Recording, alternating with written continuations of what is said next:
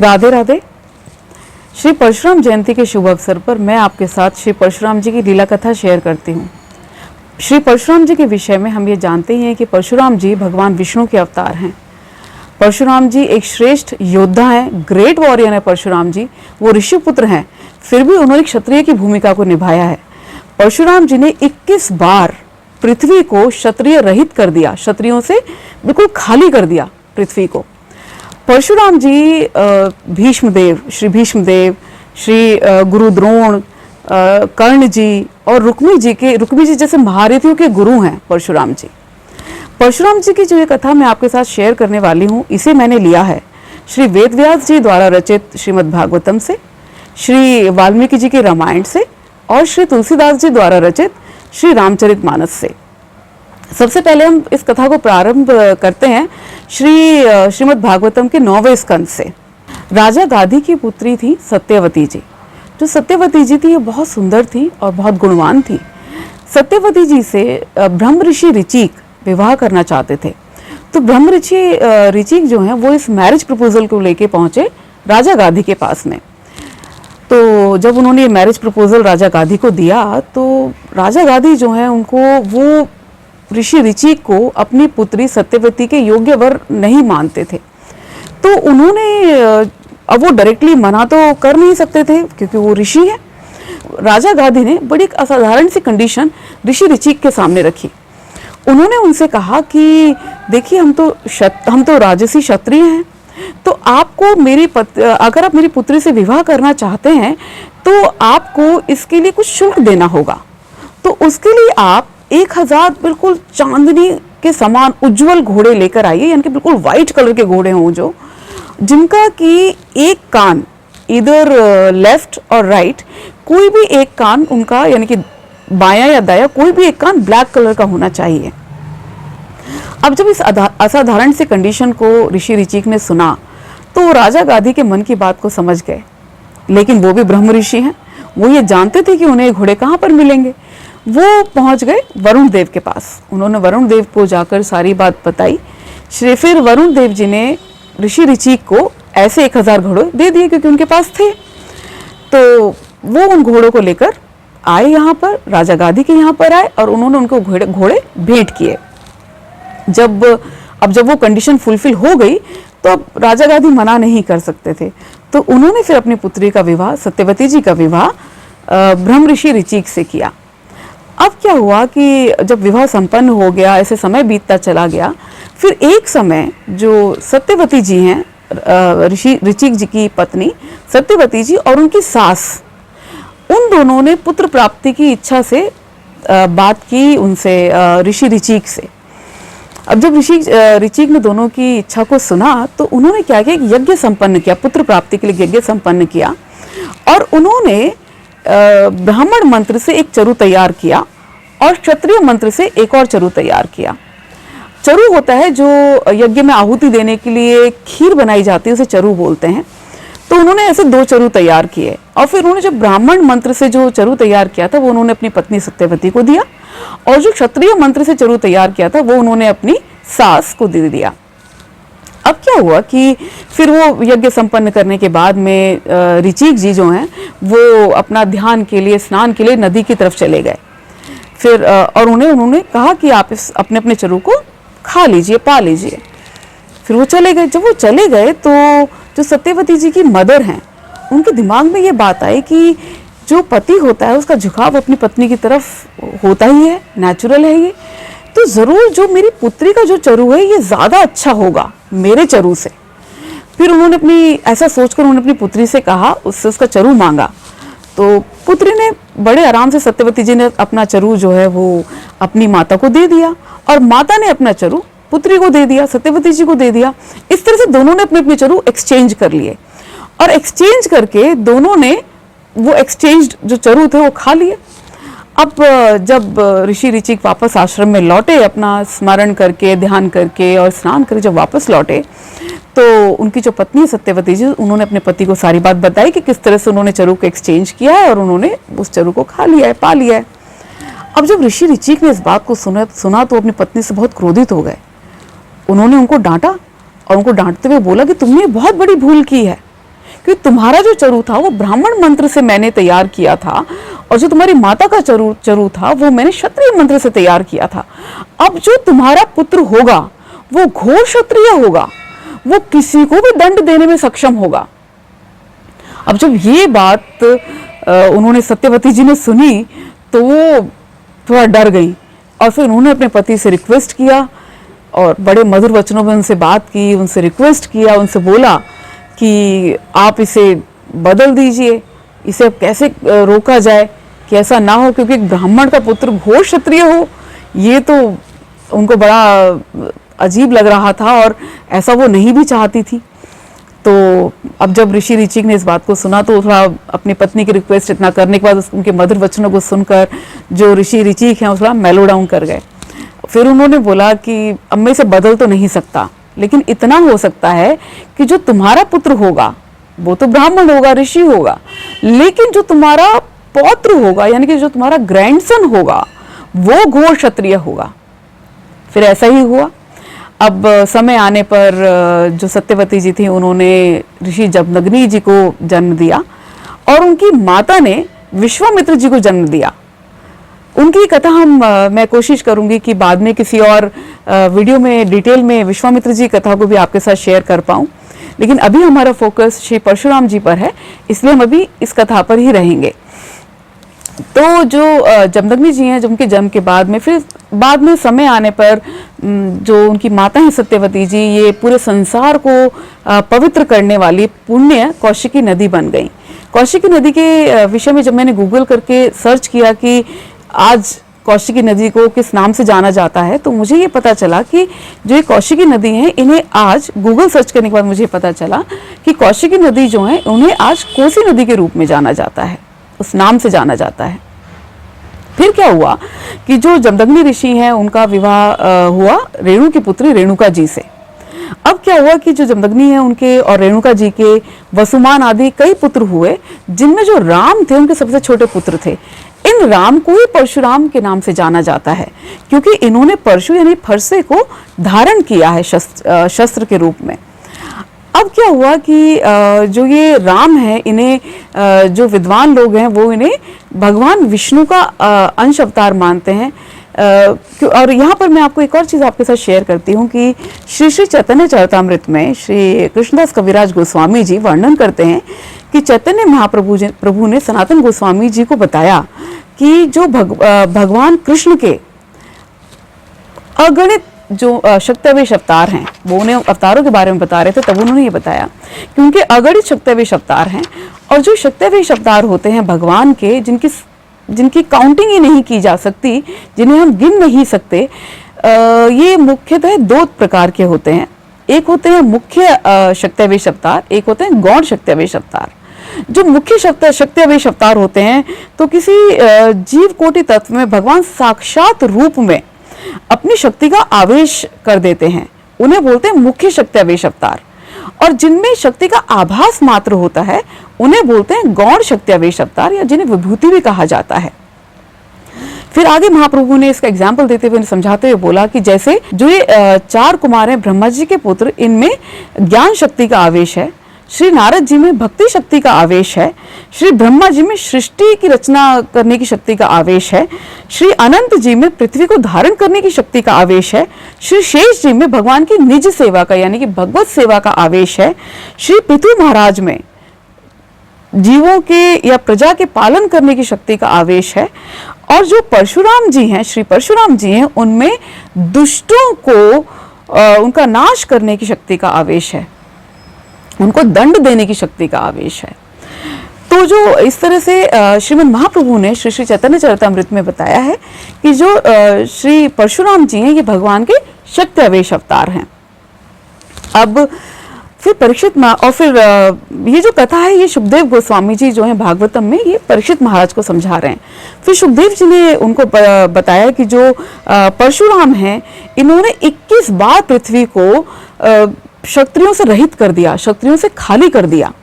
अब ये बात सुनकर जो परीक्षित महाराज उन्हें क्यूरियोसिटी हुई, तो परीक्षित महाराज ने सुखदेव जी से पूछा कि ऐसा क्षत्रियों ने क्या किया था कि भगवान श्री परशुराम ने जो पूरी पृथ्वी है उसको 21 बार क्षत्रियों से खाली कर दिया, क्षत्रिय रहित कर दिया।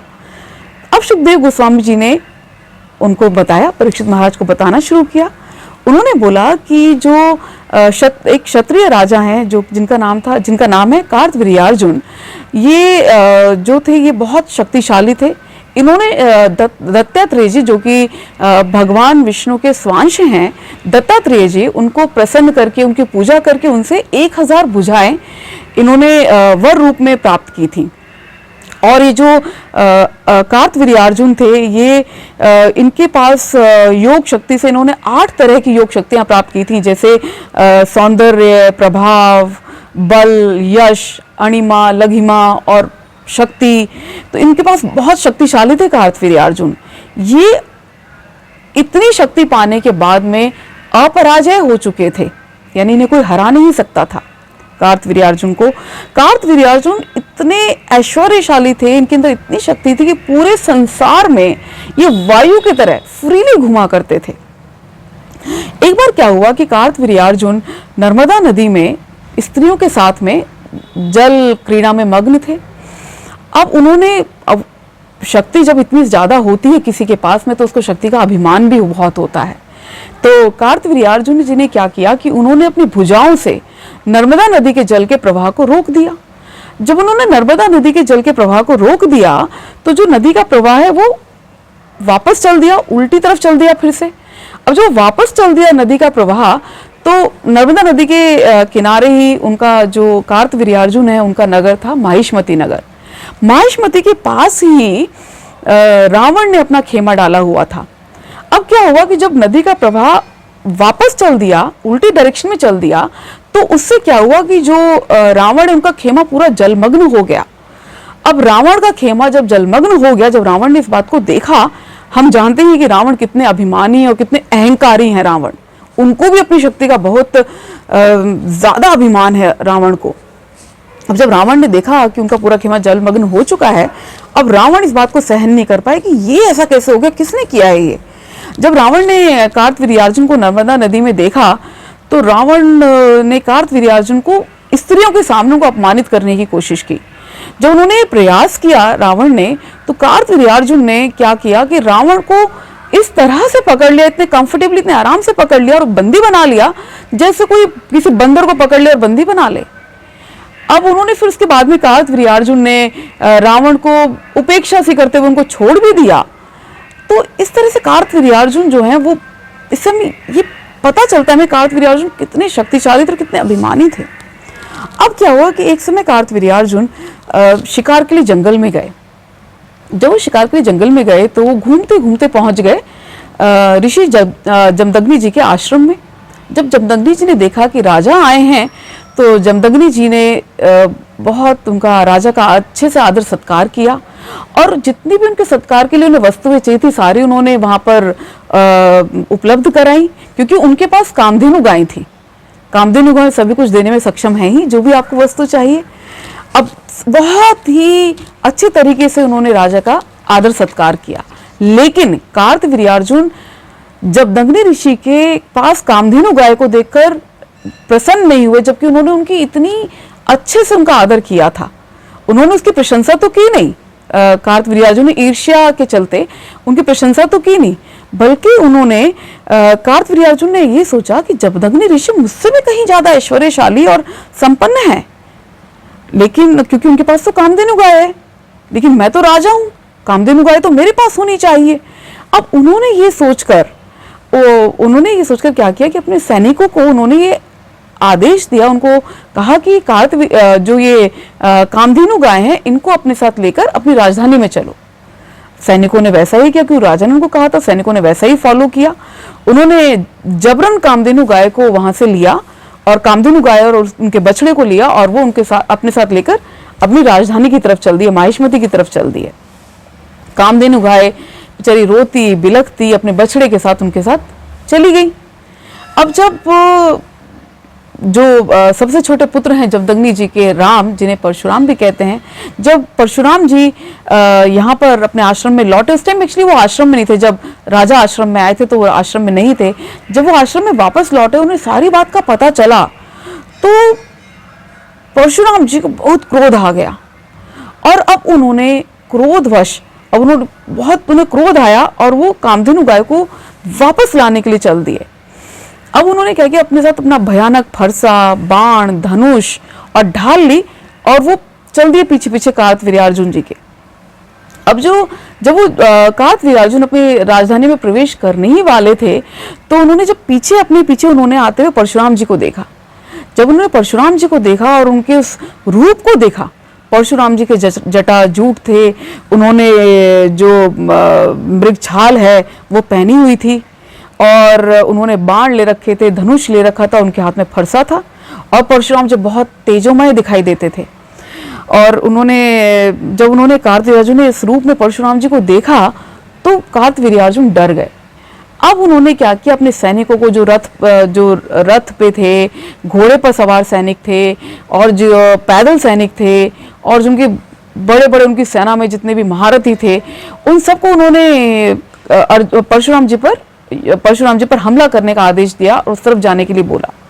तो सभी उनके सैनिक और जो भी उनका आदेश था सबको मानते हुए सब परशुराम जी की तरफ चल दिए। अब परशुराम जी ने क्या किया, परशुराम जी ने अपने फरसे से उन्होंने मन और वायु के वेग से उनकी जितनी भी सेना थी, उसमें जितने भी लोग थे, सबको मार दिया, सबके सर काट दिए और सबको, उनके जितने भी अस्त्र थे सबको छिन्न भिन्न कर दिया और उनको काट दिया। उनको किसी की भुजाएं, किसी के जो पैर, किसी का सर, और पूरी उनकी सेना को छिन्न भिन्न कर दिया परशुराम जी ने। अब जब कार्तवीर्यार्जुन ने देखा कि उनकी पूरी सेना ही नष्ट हो गई है, सारे उनके सैनिक नष्ट हो चुके हैं, तो कार्तवीर्यार्जुन स्वयं बहुत क्रोधित होकर उन्होंने परशुराम जी पर हमला किया। अब कार्तवीर्यार्जुन ने क्या किया, उन्होंने 500 भुजाओं में उन्होंने धनुष धारण किए और 500 भुजाओं में उन्होंने बाण लिए और उन्होंने परशुराम जी पर बाण चलाने का प्रयास किया। लेकिन परशुराम जी श्रेष्ठ योद्धा हैं। परशुराम जी ने अपने एक ही धनुष से इतनी तेजी से बाण छोड़े, एक ही धनुष से, कि उन्होंने सारे के सारे बाण और धनुष उन्होंने तोड़फोड़ कर दिया, उनको सबको छिन्न भिन्न कर दिया। अब जब कार्तवीर्यार्जुन ने ये देखा कि उनके सारे धनुष बाण जो है छिन्न भिन्न हो चुके हैं, तो वो तेजी से लपके परशुराम जी पर। लेकिन परशुराम जी ने अपने फरसे से जो कार्तवीर्यार्जुन की उनके सिर को उनके धड़ से अलग कर दिया।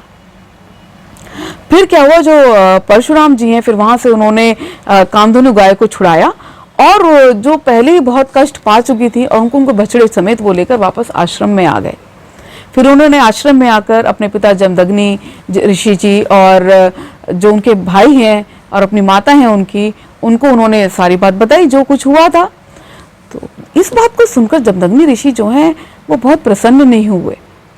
उन्होंने अपने पुत्र परशुराम को उन्होंने कहा, जमदग्नि ऋषि ने कहा कि पुत्र राम, हे वीर राम, हे परशुराम, तुमने ये अच्छा नहीं किया, क्योंकि राजा जो होता है वो तो देवताओं का प्रतिनिधि होता है। राजा को इस तरह से मारना ये तो पाप है। और हम तो, हे पुत्र, हम तो ब्राह्मण हैं। ब्राह्मण तो क्षमाशील होते हैं। अपने इस क्षमाशीलता के गुण की वजह से ब्राह्मण जो साधारण लोग हैं उनमें पूजनीय हैं। हमें अपने इस क्षमाशीलता के गुण को तो इसकी वृद्धि करना चाहिए, इसे बढ़ाना चाहिए। और जो भगवान श्री हरि हैं वो क्षमाशील जो व्यक्ति होते हैं उनसे प्रसन्न होते हैं, भगवान श्री हरि। फिर उन्होंने कहा कि जो प्रियपुत्र जो सम्राट होता है उसका जो वध अगर किसी ब्राह्मण ने किया है, किसी ने किया है रादर, तो जो ब्राह्मण का वध जो है वो तो ब्रह्म हत्या से भी अधिक पापमय कार्य है।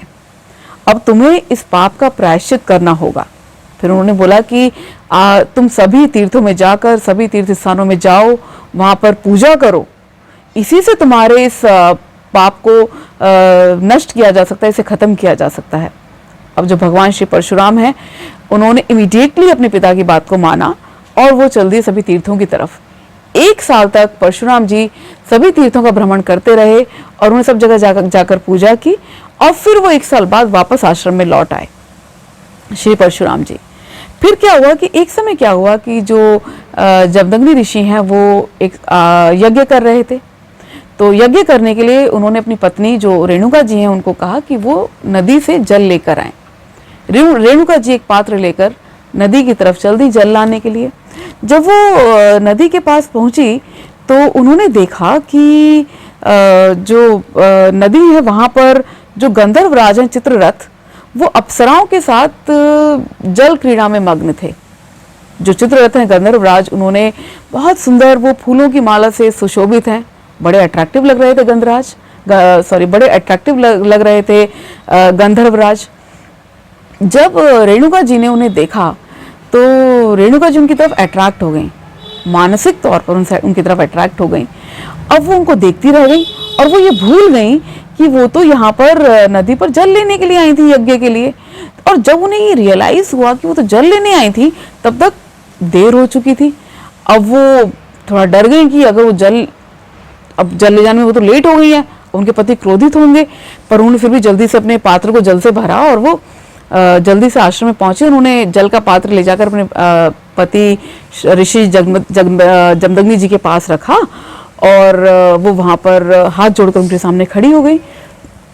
लेकिन जमदग्नि ऋषि अपनी पत्नी के व्याभिचार को समझ गए और उन्होंने अपने पुत्रों को आदेश दिया कि वो इसी समय अपनी माता की हत्या कर दें। लेकिन सभी पुत्र एकदम से सब कुछ आ गए, किसी की हिम्मत नहीं हुई, सब हेजिटेट कर गए।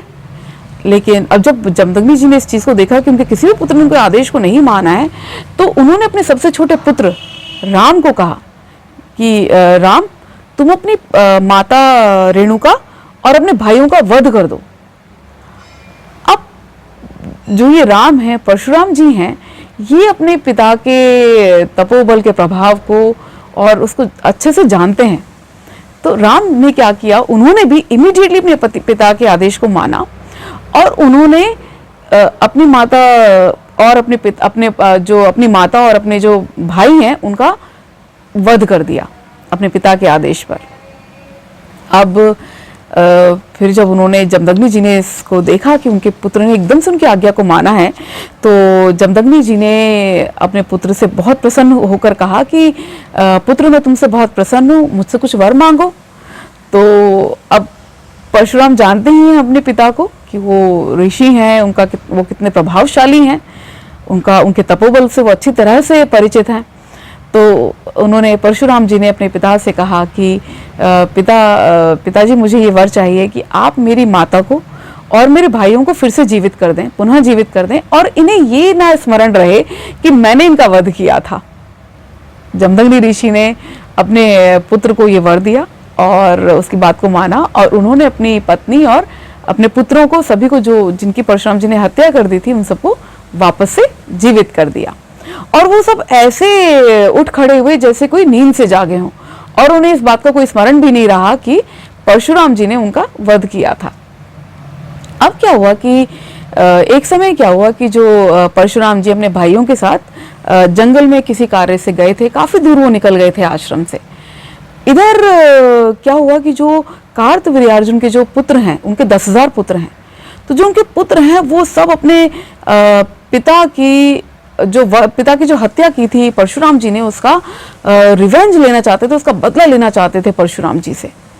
अब वो काफी समय से इस मौके की तलाश में थे कि उन्हें कुछ ऐसा अपॉर्चुनिटी मिले और वो इस कार्य को करें। तो अब उन्हें आज ही अपॉर्चुनिटी मिल गई थी, क्योंकि परशुराम जी और उनके भाई कोई भी आश्रम में नहीं थे और जमदग्नि ऋषि यज्ञ करने में बिजी थे। वो यज्ञ कर रहे थे, किसी यज्ञ को संपन्न कर रहे थे, तो वो उसमें बिजी थे। अब क्या हुआ कि उनके पुत्र आश्रम में आ गए और वो आश्रम में आकर उन्होंने जमदग्नि ऋषि को उनकी हत्या करने की कोशिश की। लेकिन वहां पर रेणुका जी थी, उनकी पत्नी जमदग्नि जी की, तो उन्होंने उनके सामने बहुत गिड़गिड़ाई, बहुत बिलखी और उनसे बहुत रिक्वेस्ट किया कि वो ऐसा ना करें। लेकिन उन्होंने इतनी याचना की रेणुका जी ने, लेकिन जो कार्तवीर्यार्जुन के पुत्र हैं उन्होंने इस बात को बिल्कुल नहीं माना और उन्होंने क्या किया कि जो जमदग्नि ऋषि जो उस टाइम यज्ञ कर रहे थे, उनके सिर को धड़ से अलग कर दिया। अब क्या हुआ कि अब जो रेणुका जी थी और वो उनके सिर को लेकर अपने साथ अपने नगर में चले गए, महिष्मती नगर में चले गए। अब रेणुका जी ने जब ये देखा, रेणुका जी बिलख बिलख कर रोने लगी और वो रोते हुए वो जोर जोर से चिल्लाने लगी, हे राम, हे पुत्र राम। अब परशुराम जी उनके जो ब्रदर्स हैं वो बहुत दूर हैं जंगल में, लेकिन माता की पुकार उन्होंने सुनाई दी और माता की पुकार सुनकर, ऐसी दर्द भरी हुई पुकार सुनकर वो सब वापस आश्रम की तरफ दौड़े। और जब वो आश्रम में आए तो उन्होंने देखा कि वहां उनके पिता का धड़ पड़ा हुआ था। अब ये देखकर परशुराम जी को बहुत क्रोध आ गया और जब उन्हें ये पता चला कि कार्तवीर्यार्जुन के पुत्रों ने इस कार्य को किया है, वो परशुराम जी बहुत क्रोधित हुए और उन्होंने क्या किया कि अपने जो पिता का धड़ है उसको उन्होंने अपने भाइयों को सौंप कर उन्होंने अपने सारे शस्त्र लेकर धनुष बाण और अपना फरसा उठाया, उन्होंने भयानक फरसा और ढाल लेकर वो चल दिए महिष्मती नगर की तरफ। महिष्मती नगर एक ऋषि का वध होने की वजह से, उनकी हत्या की वजह से महिष्मती नगर पहले ही अपने सारे ऐश्वर्य को खो चुका था और वो बिल्कुल सब विनष्ट सा हो गया था महिष्मती नगर। अब परशुराम जी ने वहां पहुंचकर उन्होंने अपने फरसे से सभी जो उनके पुत्र थे, जो उनके कार्तवीर्यार्जुन के पुत्र जो हैं, उनको सभी के सर धड़ से अलग कर दिए। वहां उनके जो सर थे उनसे एक बड़ा पहाड़ सा बन गया, उनके कार्तवीर्यार्जुन के पुत्रों के सरों से, और उनके रक्त से एक बड़ी विभत्स नदी बन गई वहां पर। अब इससे क्या हुआ, जो बाकी जो राजा थे, जो कि बड़ा व्याभिचारी राजा थे, जो कि ब्राह्मणों को नहीं मानते थे, वो सब भी बहुत डर गए जब उन्होंने सुना और उन्हें पता चला कि ऐसा परशुराम जी ने किया है। फिर परशुराम जी ने, जो राजा थे जो कि उस समय पर बहुत ज्यादा व्याभिचारी हो चुके थे, जो ब्राह्मणों को कुछ नहीं मानते थे और जो शासन है वो अपनी मनमर्जी से कर रहे थे, शास्त्रों को नहीं फॉलो कर रहे थे, फिर परशुराम जी ने 21 बार पृथ्वी को ऐसे राजाओं से विहीन कर दिया, पूरे क्षत्रियों से रहित कर दिया उन्होंने पृथ्वी को 21 बार। और इन राजाओं के रक्त से 9 नदियां बन गई और उस स्थान को समंत पंचक स्थान पर 9 नदियां बन गई उनके रक्त से। और ये जो स्थान है समंत पंचक, इसके बारे में जब मैंने सर्च किया तो मुझे पता चला कि ये जो स्थान है ये कुरुक्षेत्र में है।